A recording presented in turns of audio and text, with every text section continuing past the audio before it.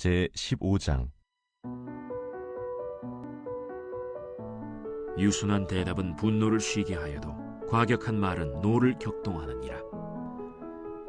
지혜 있는 자의 혀는 지식을 선히 베풀고 미련한 자의 입은 미련한 것을 쏟느니라. 여호와의 눈은 어디서든지 악인과 선인을 감찰하시느니라. 온순한 혀는 곧 생명나무이지만 패역한 혀는 마음을 상하게 하느니라. 아비의 훈계를 업신여기는 자는 미련한 자요 경계를 받는 자는 슬기를 얻을 자니라. 의인의 집에는 많은 보물이 있어도 악인의 소득은 고통이 되느니라. 지혜로운 자의 입술은 지식을 전파하여도 미련한 자의 마음은 정함이 없느니라. 악인의 제사는 여호와께서 미워하셔도 정직한 자의 기도는 그가 기뻐하시느니라.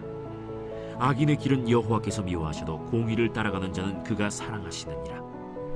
도를 배반하는 자는 엄한 징계를 받을 것이요 견책을 싫어하는 자는 죽을 것이니라. 수올과 아바돈도 여호와의 앞에 드러나거든 하물며 사람의 마음이리요. 거만한 자는 견책받기를 좋아하지 아니하며 지혜 있는 자에게로 가지도 아니하느니라. 마음의 즐거움은 얼굴을 빛나게 하여도 마음의 근심은 심령을 상하게 하느니라. 명철한 자의 마음은 지식을 요구하고 미련한 자의 입은 미련한 것을 즐기느니라. 고난받는 자는 그날이 다 험악하나 마음이 즐거운 자는 항상 잔치하느니라. 가산이 적어도 여호와를 경외하는 것이 크게 부하고 번뇌하는 것보다 나으니라. 채소를 먹으며 서로 사랑하는 것이 살진 소를 먹으며 서로 미워하는 것보다 나으니라. 분을 쉽게 내는 자는 다툼을 일으켜도 노하기를 더디하는 자는 시비를 그치게 하느니라. 샬롬, 반갑습니다. 오늘도 큐티로 여는 기막힌 하루입니다. 오늘 나눈 말씀은 잠언 15장 1절에서 18절 말씀으로 얼굴을 빛나게 하는 즐거움이라는 제목의 말씀을 나누려고 합니다. 오늘 말씀도 악인과 의인에 대한 말씀을 하고 있는데요. 우리가 얼굴을 빛나게 하는 즐거움을 가지려면 첫 번째 유순한 대답으로 분노를 쉬게 해야 하는 것입니다. 1절부터 4절에 유순한 대답은 분노를 쉬게 하여도 과격한 말은 노를 격동하느니라. 지혜 있는 자의 혀는 지식을 선히 베풀고 미련한 자의 입은 미련한 것을 쏟느니라. 여호와의 눈은 어디서든지 악인과 선인을 감찰하시느니 온순한 혀는 곧 생명나무지만 패역한 혀는 마음을 상하게 하느니라 라고 합니다. 유순한 대답이 분노를 쉬게 하고 과격한 말은 노를 격동하므로 우아하고 은혜스러운 말을 사용해야 하는 것입니다. 우리가 어떻게 하면은 화평을 유지할 수 있는 것이냐면은 우리에게는 각자의 위치에서 평화를 보존할 수 있는 방법을 알려주는 말씀인 것입니다. 그것의 비결은 부드러운 말에 있습니다. 마치 폭우와 내성과 같은 잔뜩 뿜은 험악한 구름과도 같이 경로가 터지는 경우에라도 한마디의 유순한 대답이면 그와 같은 구름을 쫓아낼 수 있는 것입니다. 사람이 성을 내거든 온화하게 말하면 좋은 말을 들려주는 것입니다. 그리하면 그들은 진정이 되는 것입니다. 에브라임인들은 기드온의 유순함 때문에 화가 가라앉았으며 이와 비슷한 경우 입다가 거칠었기 때문에 경노하게 되고 나쁜 결과가 발생되었다고 말을 합니다. 성내서 말하는 것보다 온화하게 사리를 따져 말하는 게 더 나으며 의로운 주장도 그렇게 하면 더 잘 전달할 수 있다고 말을 합니다. 지혜로운 사람은 긴장된 분위기를 유연하게 만들며 불필요한 다툼을 피할 수 있습니다. 그러한 기술을 사용하기 위해서는 사려 깊음과 인내심, 자기 통제력과 친절함이 있어야 하는 것입니다. 지혜로운 자의 혀가 지식을 베푼다고 할 때에는 말 그대로 기술적으로 혹은 온화함으로 사용하는 것입니다. 그가 지식을 기술적으로 사용하는 모습은 지식의 가치를 보여주고 다른 사람으로 하여금 스스로 그것을 원하도록 동기부여를 하는 것입니다. 그러나 어리석은 사람은 악을 쏟거나 혹은 분수대에서 뿜어져 나온 물처럼 어리석음을 뿜어내는 것입니다. 그의 말은 자신의 어리석음을 마음에 드러내는 것입니다. 성경에서는 계속해서 말과 그 마음이 함께 움직인다는 것을 가르칩니다. 입술이 아무리 생각 없이 하는 바에도 마음이 느끼는 바가 무엇인가를 드러내는 것입니다. 지혜로운 사람은 지식을 더 넓히는 데 유익한 말을 사용합니다. 그렇지만 어리석은 사람은 말을 통제할 수 있는 그 어떤 것도 하지 않습니다. 지혜로운 사람의 말은 생명나무와 같아서 강하게 하고 또 성숙하게 하는 것이 됩니다. 그런 사람은 마음을 새롭게 하고 일시적인 고통에 대한 위로를 제시할 뿐만 아니라 전체적인 마음과 평안과 온전케 함을 하는 의미에서 치료와 회복을 시키는 것입니다. 반대로 속이는 혀는 다른 사람의 영혼을 파괴하는 것입니다. 사람들의 약점이나 불운을 들어 비난하거나 또한 그들을 깎아내리고 초라하게 만드는 그 어떤 것도 질추어내며 비난하는 것은 과격한 말이 아닐 수 없습니다. 사람들이 자기의 기지와 악의를 돋보이려고 하고 가장하거나 냉소적으로 가시돋친 비난은 타인의 노를 격발시킬 뿐 아니라 자기 자신의 분노도 더 많아지게 하며 부채질하는 것입니다. 선한 혀는 치유할 수도 있습니다. 상처 입은 양심에 위로를 주어 치료하고 죄로 병든 영혼을 확신을 부어줌으로 치유시키며 평화와 사랑이 깨지는 곳에서 상이한 일들을 타협시키고 이견을 빚는 상황을 화해시키며 화평과 사랑을 되찾게 해주는 것이 곧 선한 혀가 되는 것입니다. 그것은 생명나무로서 그 잎사귀는 소송하게 하는 덕을 가집니다. 온화하게 말할 줄 아는 사람은 자기가 사는 곳을 낙원으로 만드는 사람인 것입니다. 악한 혀는 상하게 하는 혀입니다. 그것은 악한 말을 하는 자의 양심을 악하게 하고 듣는 이에게는 또 범죄하게 하고 또 슬프게 만들면서 둘 다 마음이 상하게 할 수밖에 없는 것입니다. 강팍한 말이 실제로 뼈를 깎는 것이 아니라 많은 심령이 그들로 인해서 파괴를 당하게 하는 것입니다. 우리가 가장 유순하게 대답하고 유순하게 말해야 될 것이 아마 가정이라고 생각이 합니다.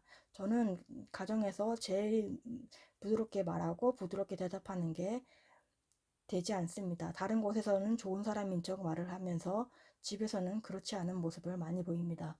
엄마한테는 모든 나쁜 감정이든 좋은 감정이든 다 쏟아내는 말을 합니다. 대답도 부드럽게 하는 게 아니라 까칠게 대답을 합니다.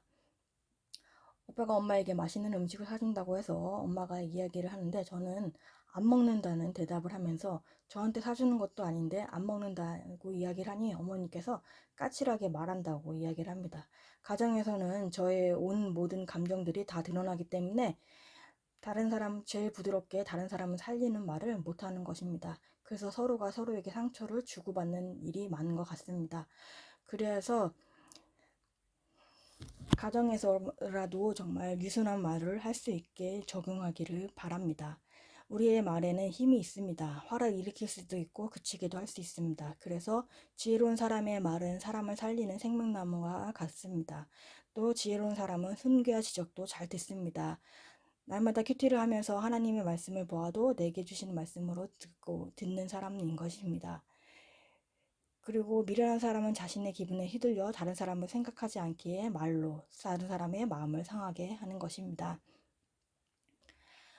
오늘 하루 우리가 말을 하면서 지혜를 가져서 다른 사람을 살리는 말, 또 부드럽게 말하고 부드럽게 대답하는 오늘 하루가 되어보기를 바랍니다. 적용 질문으로는 하나님 앞에서 드러내야 할 악한 말과 행동은 무엇입니까? 부드럽게 말하고 대답하기 위해서 내가 오늘 어떤 적용을 해야 할까요? 두 번째로는 정직한 자의 기도를 기뻐하시는 것입니다. 8절부터 10절 악인의 제사는 여호와께서 미워하시셔도 정직한 자의 기도는 그가 기뻐하시느니라. 악인의 길은 여호와께서 미워하셔도 공의를 따라가는 자는 그가 사랑하시느니라. 도를 배반하는 자는 엄한 징계를 받을 것이요 견책을 싫어하는 자는 죽을 것이니라 라고 합니다. 또한 솔로몬은 우리에게 진실을 함의 중요함을 이야기합니다. 하나님은 우리의 내면적으로 어떠한 사람인 것인지를 알고 있습니다. 사람들도 그것을 언젠가는 알게 되는 것입니다. 하나님이 우리의 마음속을 들여다보시는 것은 겉과 속으로 포장된 모습을 꿰뚫어 보시는 것입니다. 그래서 악인의 제사는 아무리 비싼 것이라도 하도 하나님께서는 받지 않으십니다. 그 제사는 성실로 봉헌한 것도 아니며 선한 원리에서 나온 것도 아닌 까닭인 것입니다. 그들은 하나님을 속이고 저희의 처신과 달리 거짓말로 기도하는 것이기 때문입니다. 그리고 그들의 기도와 경고는 죄에 대한 위장에 지나지 않는 것이며 그러한 이유 때문에 여호와께서는 그들의 제사를 미워하시는 것입니다. 또 악인의 제사를 미워하는 이유는 그것이 의식의 여러 가지 요목을 갖추지 못했기 때문이 아니라 악인의 길은 그들이 악하기 때문인 것입니다. 죄 가운데서 행하려고 작정한 자들에게는 화목제가 연락되지 않고 또 죄에 대한 묵과와 계속되는 죄를 행하겠다는 허락을 얻을 목적으로 드리는 경우에는 가장 가증한 제사가 되는 것입니다. 구약 선지자들은 겉으로는 하나님을 경배하는 척 보이지만 마음속으로는 악을 키워가고 있는 위선자들을 하나님을 미워하신다고 일관되게 경고해 왔습니다. 비록 희생제물을 지를지라도 그것은 하나님의 은혜를 얻지는 못하는 것입니다. 하지만 정직한 마음을 가지고 있을 때는 단지 기도만으로라도 주님께서는 충분히 기쁘게 받아주시는 것입니다. 정직한 자의 기도를 하나님께서 기뻐하시는 것은 그가 하나님의 친구이기 때문입니다. 사도 바울처럼 비록 도달하지 못했더라 하더라도 의를 따라가면은 그것을 목적으로 삼고 매진하는 자는 그가 사랑하느니라. 우리는 그러해야 하기 때문에 정직하게 기도를 해야 하는 것입니다. 큐티인의 해설에서는 죄인이 우리가 정직한 기도를 드리려면 견책이 필요합니다. 그래서 정직하지 않은 우리의 마음을 드러내고자 때로는 죽음의 자리, 파괴의 사건을 허락하십니다. 이때 우리는 지혜가 있는 믿음의 공동체에서 견책을 받고 회복되어 정직한 자의 기도를 하게 됩니다. 라고 해설합니다. 우리가 하나님의 견책을 잘 받아서 하나님이 기뻐하시는 정직한 기도를 하는 사람들이 되기를 바랍니다. 또한 악인과 같이 겉과 속이 다른 마음으로 예배하지 않는지를 생각해 봐야 됩니다. 죄를 드러내는 고백이 하나님이 기뻐하시는 지혜로운 기도인 것을 알고 그런 기도를 하는 우리 모두가 되기를 바랍니다. 적인 질문은 우리는 악인과 같이 겉과 속이 다른 예배를 하고 있지는 않습니까? 하나님이 기뻐하시는 정직한 기도를 하기 위해 견책을 잘 받고 있습니까? 세 번째로는 마음의 즐거움은 얼굴을 빛나게 하는 것입니다. 13절과 15절 마음의 즐거움은 얼굴을 빛나게 해도 마음의 근심은 심령을 상하게 하느니라. 명철한 자의 마음은 지식을 요구하고 미련한 자의 입은 미련한 것을 즐기느니라. 고난받은 자는 그날이 다 험악하나 마음이 즐거운 자는 항상 잔치하느니라 라고 합니다. 하나님을 사랑하고 그분의 지혜를 따라 사는 사람은 진정한 기쁨을 누리게 된다고 말합니다. 우리의 마음이 즐거울 때는 절로 미소가 지어질 것입니다. 그리고 우리의 표정이 밝은 표정을 보일 때는 우리의 마음을 상쾌하게 할 뿐만 아니라 주변에 있는 사람들의 마음까지도 밝게 해주시는 것입니다. 그렇지만 마음의 근심은 결국 영혼을 상해할 것입니다. 행복의 가장 중요한 요소가 우리의 상황에 있는 것이 아니라 우리의 생각에 있음을 말해주는 것입니다. 송상철 목사님은 근심은 마음의 뿌리를 내려 결실을 방해하는 것이라고 합니다. 가시떨기에 떨어졌다는 것은 말씀을 들은 자나